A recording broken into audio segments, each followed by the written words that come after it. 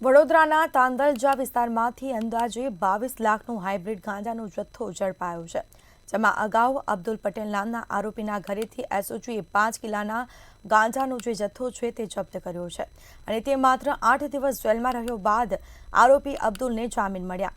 March 2024ની તપાસ યોગ્ય થઈ હોત તો પિતા પુત્ર સહિત વધુ જથ્થો પકડી શકાયો હોત તેવી પોલીસ બેડામાં ચર્ચા થઈ રહી છે અને જેને લઈને જેસીપી ડોક્ટર લીના પાટીલે નિવેદન આપ્યું છે કે ગુનાના મૂળ સુધી પહોંચી શકાય તે દિશામાં તપાસ થઈ રહી છે।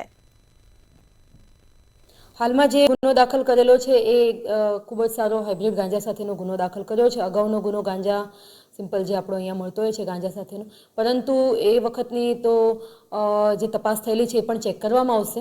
હાલમાં અત્યારે ખૂબ જ સિરિયસલી છેક સુધી ગુનાના મૂળ સુધી પહોંચવાની પ્રયત્ન કરીને ગુનાની તપાસ થઈ રહી છે। અબ્દુલ અને એનો દીકરાને પણ આપણે એના પોઝિશનમાંથી જ ગાંજો લીધો છે એનો ક્વોલિટી કેસ કરવામાં આવ્યો છે।